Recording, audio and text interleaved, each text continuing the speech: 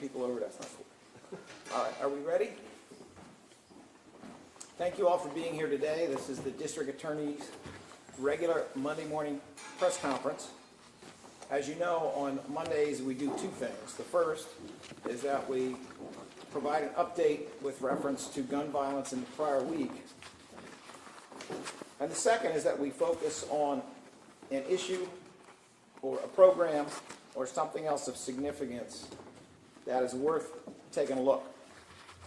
This week, we are delighted to talk about what we all need to talk about, which is that it's getting warm, that we all have concerns about gun violence, that we want constructive, preventative opportunities available for youth in our communities, and that we are going to have them, thanks to some wonderful organizations that exist in the city of Philadelphia and do their work, sometimes on a shoestring, sometimes with some pretty good funding. The three organizations in particular that we will be focusing upon are the Neighborhood Bike Works, which is our host here. We will also be focusing upon Icons Sports and Men Who Care of Germantown. We'll get into the details in a moment. Let me start by acknowledging some of the people who are here.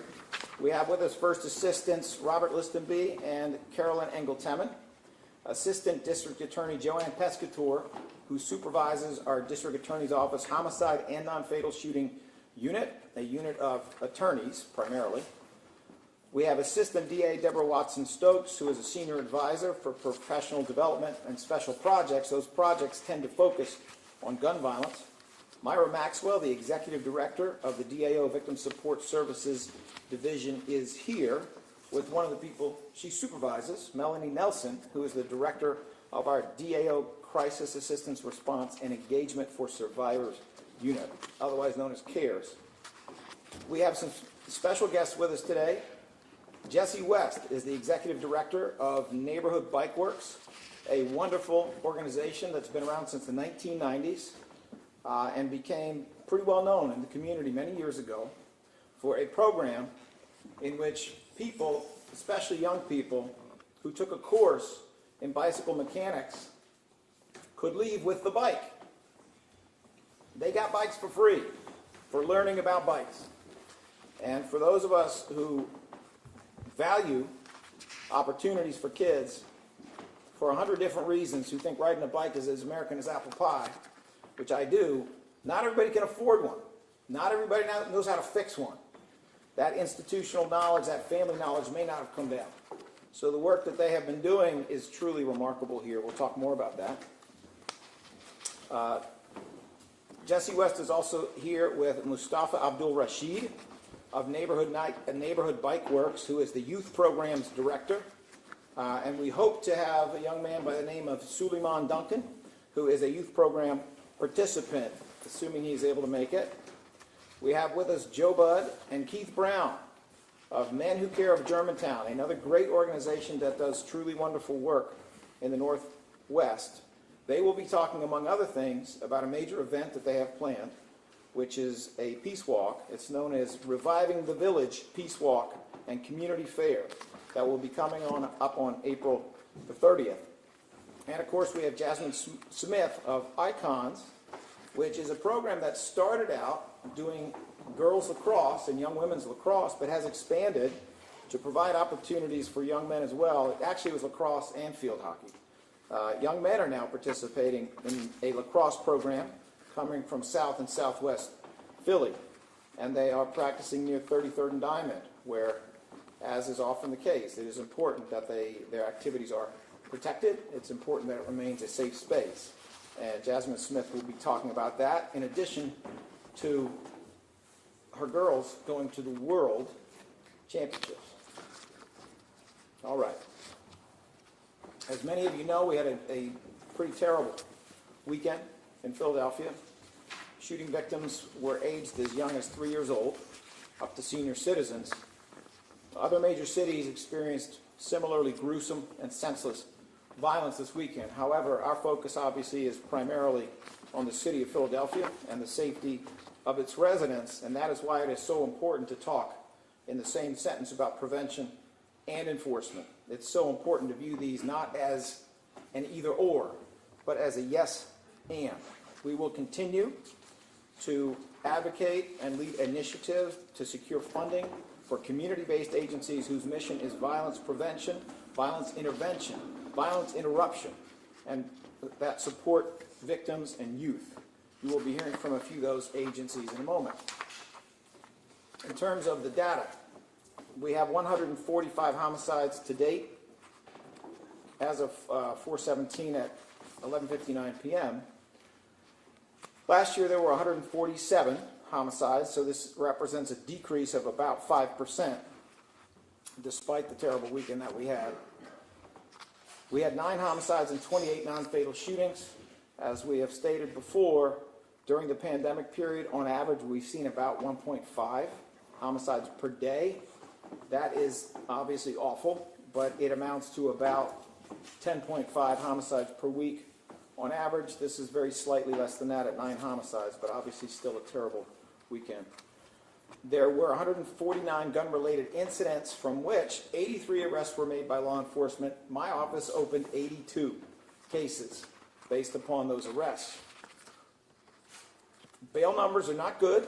Median bail set for illegal possession was $100,000, and median bail set for violent offenses with guns was $125,000, 1/8 of what this office routinely requests. And when I say routinely, I mean 99.9% of the time requests. 1/8 as much money as we request, and of course, they're not paying $125,000. They don't have to. It's a 10% system where with a bail bondsman you can pay only 3.33%. That's about $4,000 to get out for a violent gun offense. Cash bail continues to fail us, and it has to be replaced with a system that divorces cash from the equation and holds people who are truly dangerous and releases those who are not. I want to talk about a few incidents, 4 in particular. The first is a shooting incident, a double shooting, which occurred on Friday, April the 15th, in the 1600 block of South 54th Street at about 9:53 p.m. Victim number 1, who is about a 3-year-old black child, was shot once in the left hand. He was transported to Children's Hospital of Philadelphia and placed in stable condition. Victim 2 is about 21, a black male who was shot once in the right arm, taken to Presbyterian and in stable condition. ADA Joanne Pescator will be available during the Q&A to provide an update on this matter. Second incident is also on Friday, April the 15th. It's a non-fatal shooting incident in the 1500 block of Westmoreland Street at about 11:57 p.m. An approximately 54-year-old black female was shot once in the left hand. She was transported to Temple and placed in stable condition. An arrest has been made by PPD and a gun was recovered. However, this investigation remains ongoing. We are not done. Anyone with information should contact PPD's Shooting Investigation Group at 215-686-8270. The third of these 4 incidents is a homicide double shooting. This one occurred on Saturday, April 16th, in the 3100 block of Berkeley Drive at about 3:22 in the afternoon. An approximately 17-year-old black male was shot multiple times throughout the body. He was transported by police to Einstein Hospital, where he was pronounced a short time later. The second victim, an approximately 18-year-old black male, was shot multiple times throughout the body. He was transported to Temple, where he was placed in stable condition. 2 weapons were recovered, and an arrest has been made. This investigation, too, remains ongoing. We are not done. Anyone with information should contact PPD's Shooting Investigation Group at 215-686-8270. The final incident, also a homicide, occurred on Sunday, April 17th, in the 7200 block of Battersby Street. At about 10:02 p.m., an approximately 35-year-old Hispanic male was shot multiple times during an attempted home invasion. He was transported by police to Jefferson Torresdale Hospital, where he was pronounced a short time later. ADA Pescator will be available if there are questions for any possible updates on this particular shooting. It is now my pleasure to reintroduce Melanie Nelson, who's the director of our CARES unit. and she will mention some of the efforts that CARES has engaged in during the last week. I think she also has a reminder about something that is coming up. Is that right, Melanie? Yes. Good morning. The CARES unit spoke to 5 families last week, providing 15 services to them. Please understand and please know, if you are a co-homicide survivor, you do not have to wait till Monday to give us a call. If there was a homicide and you are a co-homicide survivor, you can contact us on Sunday. You can contact us on Saturday. You can contact us any holiday, and we will be more than happy to provide services.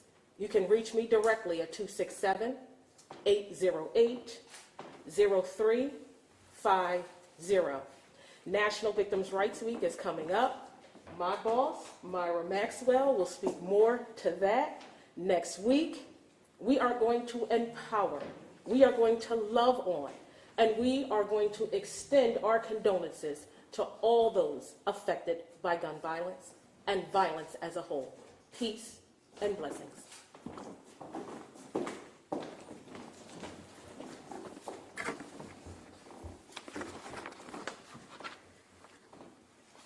Thank you, Melanie. And as you like to say, we care, because we do. All right. I'd now like to shift and acknowledge some of the wonderful prevention work that has been done and is being done by local community-based organizations. So many of these organizations have consisted of someone in the neighborhood who does the work for free, pulls the money out of their own back pocket, buys the basketballs, coaches at the rec center for 20 years without making a dime. And that is truly wonderful. That's where you really find a heart of gold. We're just going to highlight a few organizations that either are that way or started that way, and that I think are representative of some of the wonderful work being done in different sections of the city.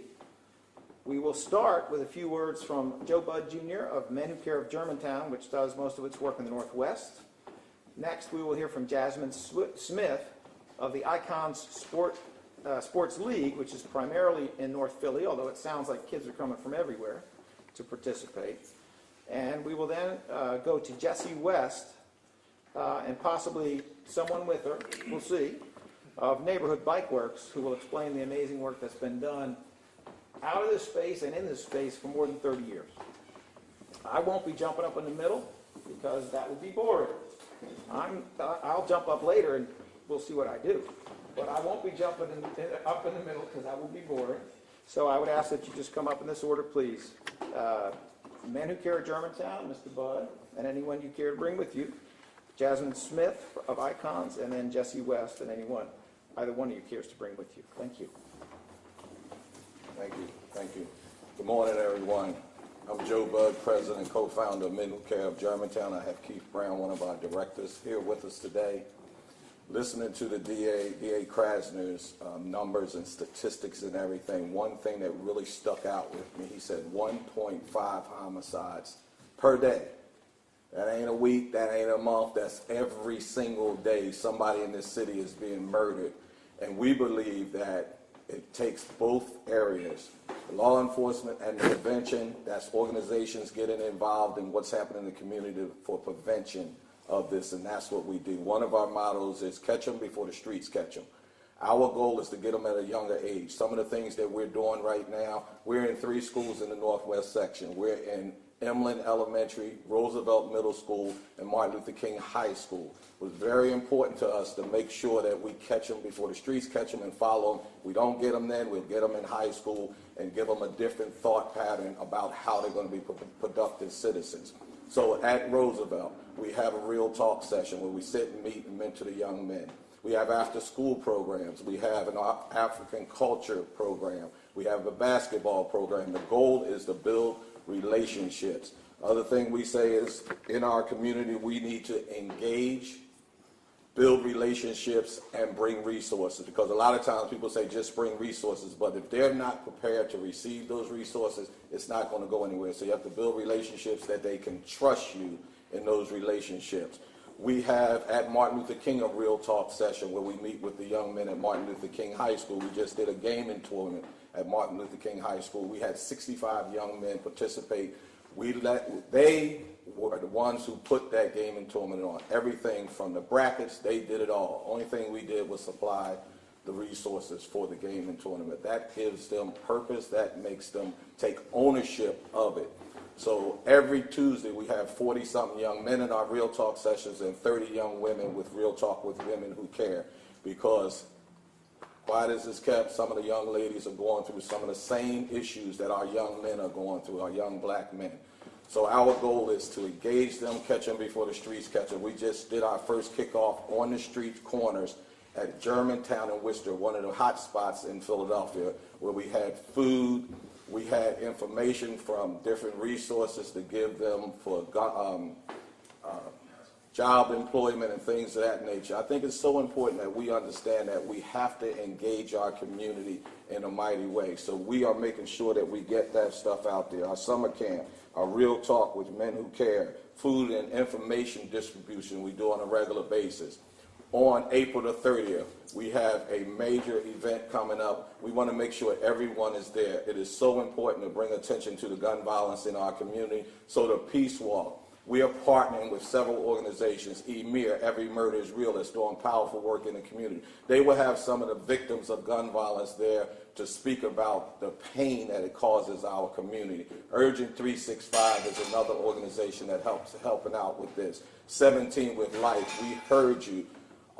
Enon Tabernacle Baptist Church, Pastor Waller, they're one of our major backers in that event. It is important that the community comes together. On the campus of Martin Luther King High School, we will have all the organizations in the Northwest, especially the nonprofit organizations, coming together to say enough is enough is enough. No more. We have to do something right now, and we're working together to do it because we're better together, y'all. So we got to make sure that we all come together to fight this gun violence in our community. Thank you.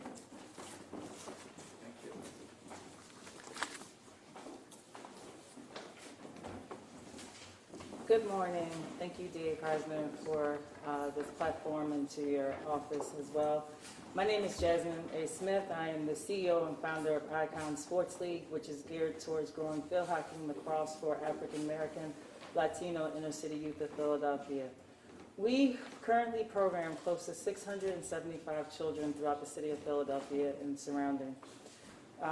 We have a 4-tier program, so we go into schools that ordinarily would not have field hockey and lacrosse, and we're in 14 schools throughout the city of Philadelphia. We also host clinics and tournaments in creating the pipeline for communities to close that gap.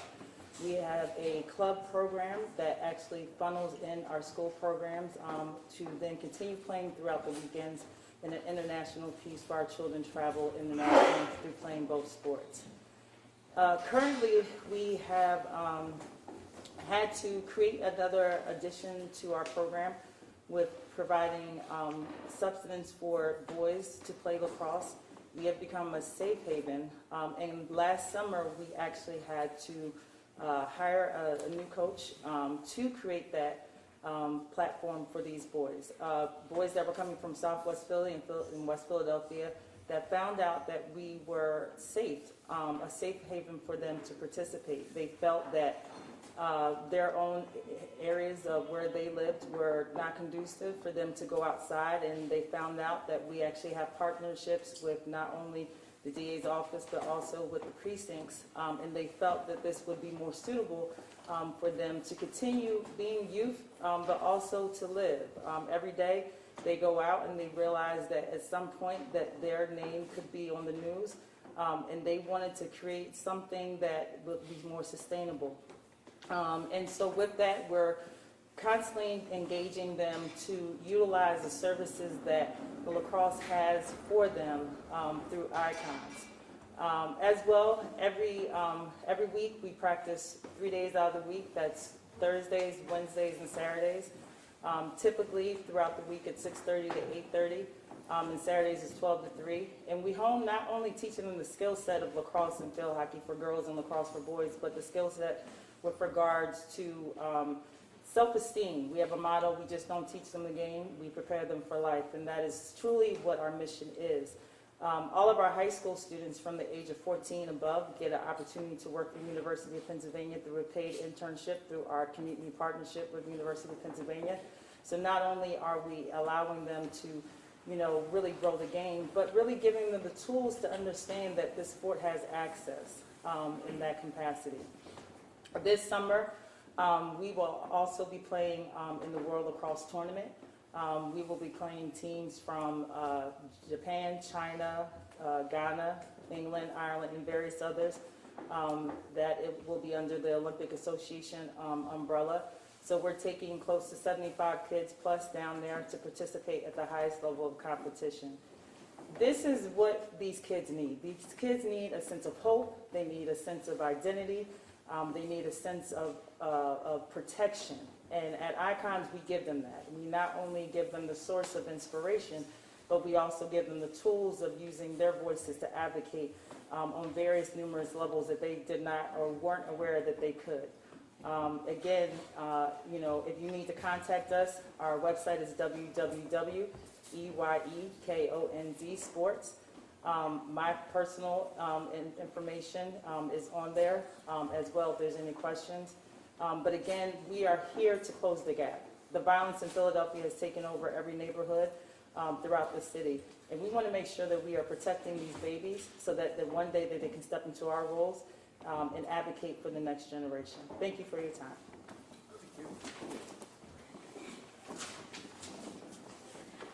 Thank you. I'm Jessie West, the Executive Director for Neighborhood Bike Works, and as was mentioned, one of our flagship programs is Earn a Bike, and in that program, our youth select a donated bike from our stock, and they learn how to get it road ready, and they earn the bike. It is theirs to keep at the end of the program. All of our programs are for kids 8 years old to 18, and we have a tier structure, so we have beginner level classes, we have advanced level classes, and all the way up into paid job opportunities. So we really try and create a pipeline because we find that the longer that we can engage these youth over multiple programs, over multiple years, the bigger the impact the organization has on those individuals. Our programming kind of falls into a couple of different categories. We do bike mechanics programming, we do group ride programs that can even involve the families coming with our youth on those rides. And you don't need a bike to participate in any of our programming, and it is all free of charge. We have a Freedom Riders program, which incorporates a lot of watershed, circuit trail education, along with group riding, advanced mechanics classes, and we even have a summer camp that combines group riding and mechanics in one program. And that culminates in a camping trip at the end of the year, or excuse me, at the end of the summer.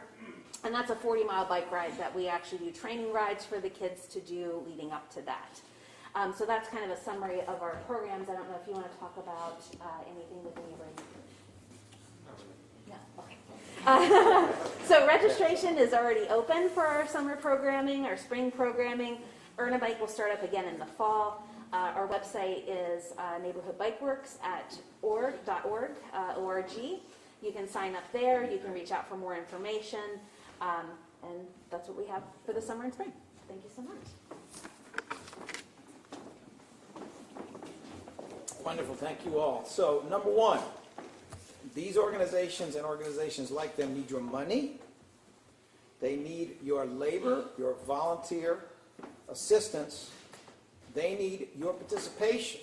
They need you to look out for that kid in your home or that kid down the block who could benefit from these programs. It makes a huge difference.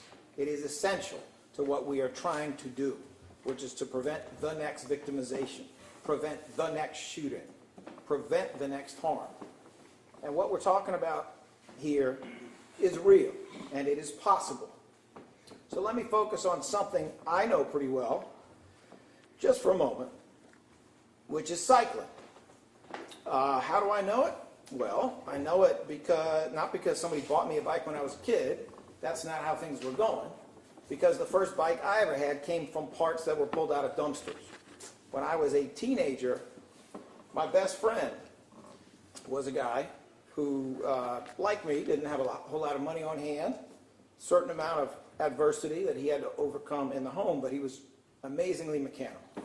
and we became friends, and we started out working on bikes, which meant we would go to the dumpster behind the Schwinn bike shop in the neighborhood.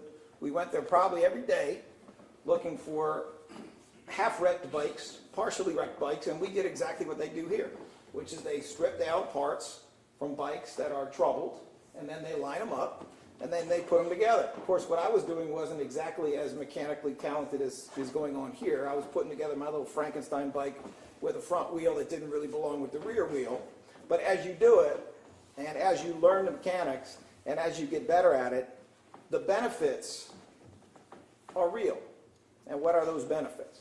Well, for one thing, I went from bicycles, and so did my friend, to cars. Next thing we knew, he was buying a car for $250, taking apart every little piece of the transmission, putting it back together, which is how he became what he is now, which is a Silicon Valley engineer who is incredibly successful and runs his own R&D lab. That's where this comes from when you're 13 and 14 and 15 years old. But what else were we getting from it? We were getting out of our neighborhood. We were seeing other neighborhoods. There were times when the day's riding was 50 miles, and you were seeing places you probably never would have gotten to, and seeing things and dreaming of things you probably never would have gotten to. It was athletic. Teenage boys need to work out their energy so they don't work it out in stupider ways. I was a teenage boy. I was stupid. That's a reality. They need to work this out. Teenage girls, too, I'm sure, need to work it out. So that was another aspect of it. The third aspect of it is self-respect, is a sense of self-reliance. It's the notion that you can fix anything. And I did go on from that to fixing all kinds of things, fixing the broken dryer, fixing broken plumbing, fixing the roof. Once you gain that sense of empowerment, once you gain that confidence that you can actually fix things, especially if you're growing up broke, which I actually was, especially if you're growing up broke where there are needs, then you become the one with the broke skills who can fix things. There are really good, well-paying jobs for bike mechanics right now. And this is an organization that teaches bike mechanics. It's an organization where there are bike mechanics. It is a field that is not shrinking, it is growing. And so these skills can be incredibly important and formative as people are coming through their adolescence, as they are deciding what they want to do and finding where their capacity is. And I want to applaud this organization for doing this work for a very, very long time, even when they didn't have the funding that they might have today, and yes, I'm sure they still need more. So, as with the other organizations, please donate, please support, please volunteer. When it comes to this particular organization, donate those old bikes that are sitting in a garage. Donate the bikes that don't fit your kids anymore because they got too big and moved out. Please donate what you have so that we can support this. Philadelphia has, this is my final comment on the cycling aspect of this, Philadelphia has at times been rated as one of the best cycling cities in the United States because it has, in addition to, I think, the largest urban park in the world other than Moscow, which is Fairmount Park, broken up in different sections. In addition to that, it has very extensive bike paths, both inside and outside of Fairmount Park, that connect significant sections of the city. It has hills, but it's not especially hilly.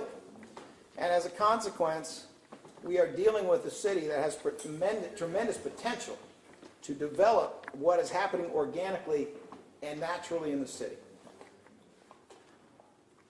It can get there. What is happening naturally and organically in the city is not just the kind of cycling many of us are familiar with, you know, the Tour de France cycling, all the gears on the back wheel, riding up and down hills all over. That's not it. It's this, too. It is these one-speed bikes with big wheels front and back that have bubbled up organically as being the bikes that young people want to ride in the urban environment. We're talking about urban cycling here. Now, this bike happens to be mine. I am the proud new owner of this beauty. Can I grab that helmet, please? Thank you. Which should only be worn with a helmet. But this is what we are talking about. It's got a single speed. Some people who actually have skills can do wheelies. I'm not one of them. Check with me in a year, maybe I'll have those skills. And what we are seeing across the country and also in Philadelphia is that this is very interesting and very attractive to a lot of people in the inner city. This is something Philadelphia should encourage. Young people cycling is like American pie. And it doesn't matter if they're black or they're brown, or they're broke, or they're doing it in the city, or they're popping wheelies, or they're going 6 miles an hour instead of 15 on a different kind of bike. This is what it is, and this is where it is. And anybody who tells you we should not be supporting this is not supporting those kids. And we have to support those kids for their sake and for our sake, because it is the right thing to do, and it is, as I think I heard earlier, it's how you build a village. That's what it's about. So, I intend to try to find opportunities when I can be the old guy at the back of the group that is riding these bikes in the city of Philadelphia. And I would love to see this. For those of you who have a vision around cycling, there are other states, there are other cities where they have youth leagues, where they literally have a few thousand young people. And they're not all rich, and they can't all buy those bikes because organizations like this exist. There are other states where there are literally thousands of young people who participate together in youth cycling leagues, high school cycling leagues, BMX leagues, leagues that do this kind of stuff. That should be Philly. That should be Philly. There is no reason in a city that is great for cycling that this should not be developed and should not be something that we lift up and we support. So, we will go to Q&A, and then I will have to make my exit. Are there questions for any of the participants here? Yeah, Krasner. Yes, sir. There was among the mayhem over the weekend. There was a shooting in Mayfair where two people dressed up like police officers and someone shot one of them, I believe. Could you or one of your people give us some more details about what happened here? ADA Pescator, do you have any information? That investigation is still ongoing. That just happened last night into this morning, so that's still being investigated. So I don't really want to comment too much further. So was it two people dressed up like cops? Could you say that one? There are allegations that there were people with someone had a badge indicating they were police. Yes. DA Krasner, we're seeing this collaborative approach that you have for gun violence and gun prevention with various organizations in the community who are doing incredible work to really engage the youth and to kind of stop this cycle of violence, correct? A lot of people in the community want to hear more from Philadelphia leaders. We see you at the podium every week, despite the criticisms in the community, addressing the public about gun violence. People want to know, what's the collaborative approach like with the mayor, with the Philadelphia Police Commissioner, and how are you all working together to really reduce gun violence? Today's numbers, our data analyst says today's numbers, 542 shootings last year today, 548 shootings today. What's changed in the last year, and how's the collaboration working? So our door is wide open. I have the cell phones for the mayor and for the police commissioner and for various others within the police department. I have a cell phone for the head of the FBI, for people who are in charge of ATF. I could go on and on. But our door is wide open. Our phone is on. I speak either by phone or in person all the time with different people in law enforcement, and we collaborate essentially in every way that we possibly can. Obviously, prevention is a huge part of that collaboration. Now, what has changed since last year? It remains to be seen as we see different variants of COVID coming around. Everybody at this point agrees and recognizes that COVID and all of the disturbance it caused has played a significant role. I'm not saying the only role, but it has played a very significant role. It is too early, I think, to say whether we are going to have a better year than last year, but we do know that as of today, we are at a decrease of 5% when it comes to homicides. As of late last week, it was almost 10% as to homicides. We hope it will continue that way. It is logical, it does make sense that there's hope for a better year than last year, because despite the different variants coming up, we are seeing that all of the prevention that existed before the pandemic well, I shouldn't say all, but more of it is coming back on board. These organizations are doing summer programming. We do have classrooms that are generally open in the city of Philadelphia. We're not there yet, and who knows exactly how long it's going to take us to get to the point where we can live a life that is similar to what happened before the pandemic, but we are getting there. Now, why do I keep stressing the pandemic?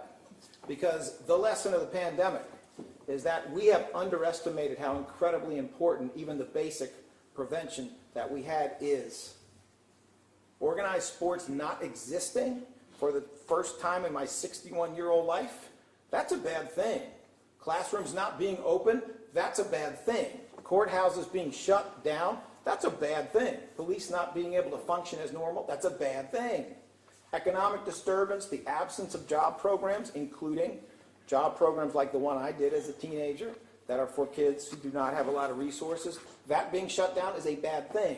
Normal employment with the contractor who lives up the block with the rusty van. Normal employment for teenagers in the community being down, which is what happened, less so now than before, but what happened as a result of the pandemic, that's bad stuff. I mean, yes, there are other things that we're aware of. Incredibly high used car sales prices, especially overseas, that seem to be overlapping with the increases in carjacking all over the country. But there were tremendous disturbances that came out of the pandemic, none of them more serious, in my view, than squashing all of the basic prevention that we had before. And the lesson is we should have been investing more heavily and long ago in more prevention. And if we had done that, then we might have had a stronger foundation when the wind got high and blew the house down, which is what happened during this pandemic. The lesson here is not to get rid of prevention or abandon everything that actually makes us safer in favor of things that have not worked, like mass incarceration. The lesson here is that we have to build up prevention, and then we have to move towards more effective and more modern law enforcement Let me ask more techniques. directly, DA Krasner, while you have the means of communicating with the police commissioner and with the mayor, are you currently seeing progressive and positive communication with the two of them in tackling gun violence in a collaborative way? Yes. Are there other questions? All right. Well, if there are no other questions, then it's time for me to make my exit. And therefore, we need a clear path.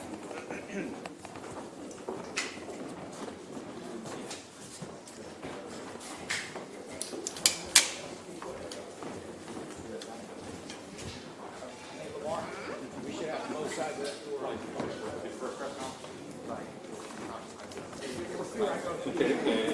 What's your other bike? That's not your regular ride. I mean, Joanne,